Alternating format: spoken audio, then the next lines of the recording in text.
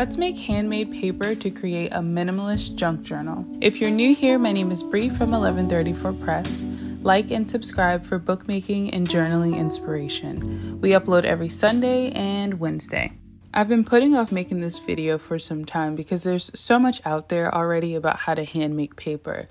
But after trying different techniques over the year, I've finally come to a recipe that we can actually use to make a journal with. I'll leave a detailed list of the materials needed in the description below, but the secret I've found, which is not really a secret at all, is to use shredded cotton. Do not skip out on the cotton. Later in this tutorial, I'll show you some of my first batches of paper that I made, which were all from recycled paper, and I'll get into the differences when we get there. So just like how I don't enjoy measuring for bookmaking, I also don't like measuring when making paper, apparently. So I used about 2 handfuls of cotton and 2 pieces of torn paper for the pulp and filled the blender with water. To make really smooth and foldable paper, I recommend keeping your pulp on the thinner side, so more water versus material, and blend it for a whole minute. If you're not able to use a sink to create your bath, a shallow bucket will work. So I have a funny story. So I emptied out a drawer from one of those plastic organizers that you usually keep in an office or a bathroom and used that as a basin for my first batch of paper that I ever made. So, use what you have. Like, I know I link products in the description and use purchase items in some of my videos, but I'm all about that DIY life and being resourceful. Speaking of which, I'll link Charmaine Cowilla's paper making tutorial below, where she'll teach you how to make paper without a blender. Let her know I sent you after you finish watching this video. This apparatus that I'm using to scoop up the pulp is called a decal and mold. Before, I was willing to chip in the coins to get one of these, which are not that expensive. I made my own by using a dollar store picture frame and a window screen that I somehow had in my possession and stapled it together with a staple gun. It was a little pokey, but it got the job done. After you've drained excess water from the paper while it's still in the mold and you've flipped your paper over onto a piece of cloth, soak up the water with a sponge. I am really impatient and wanted to use my paper in a few hours, so I baked it in the oven on a foil-lined baking sheet for 10 minutes on each side at 250 degrees Fahrenheit. So this is totally accidental, but the cloth that I was sopping up the water from the sheet on had some patterns on it, and those patterns ended up showing up on the paper, which is really cool. So here are the results of the paper I made. The dried flowers are from an arrangement that my father got me months ago. Some petals stuck better than others, so be prepared for some pieces to fall off, but they typically leave a really pretty dye, so it's not all in vain.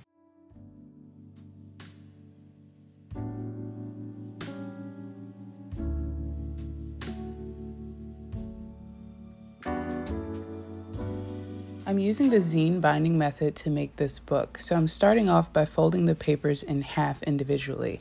And look at those folds, there's no cracking at all. I'm saving the petals that fall off to use for a wax seal project later. Waste not, want not. Here's my first few batches of paper that I ever made. The first piece was made from just a few pages from a drawing pad. This batch was thick and I used potpourri in the mix, so it still smells great, but you can see that it just crumbles when you fold it.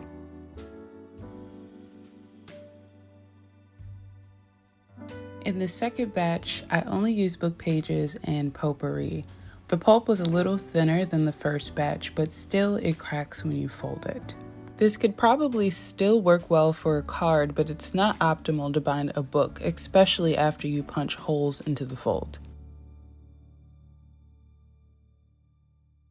This third batch that I made into little tags was a mixture of drawing paper and book pages. I also layered Mod Podge on one side, hoping that it would strengthen the paper, but you still see cracking. So the moral of the story is to use a mixture of cotton and recycled paper for best results. I went with a standard traveler's notebook size for my journal and added a mixture of doilies, vellum, professionally made handmade paper, and a random book page that I cut from an old baseball statistics book. This part is optional. Well, it's all optional really, but I wanted to add some variation to break up the pages. Handmade paper can be fragile when you're cutting it. To avoid tears, you can try this trick by cutting each page individually and mark where you will cut while the page is nestled in the order of where it will be in the book. So, the pages closest to the center of the book will end up being slightly shorter than the ones on the outside. Let me know in the comments if you'd like to see this process in detail. I'll make a short video to explain this further.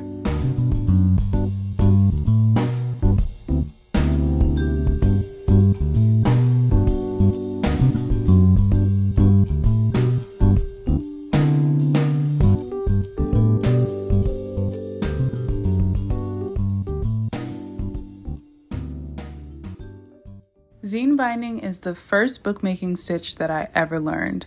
With your pages lined up and clasped together, punch 5 holes into the spine.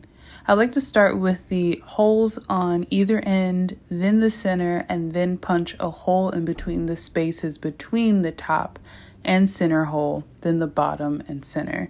This way, you'll have evenly spaced holes without having to fuss with a measuring tape. And then it's time to sew.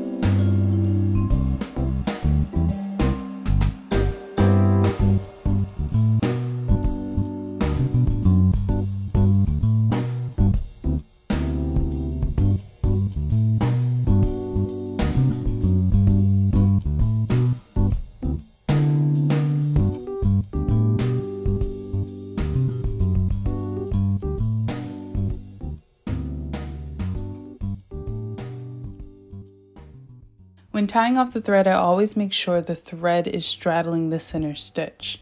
And I like to leave the pieces a little long after I cut them so I can wrap them around the stitch. I think it makes for a cleaner look opposed to having 2 stubby short pieces sticking out in the center of my book.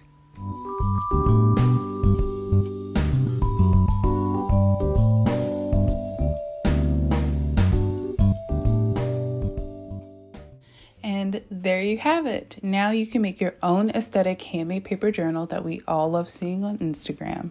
So tag me on IG at 1134press if you make your own. I'd love to see it and I'd love to share it.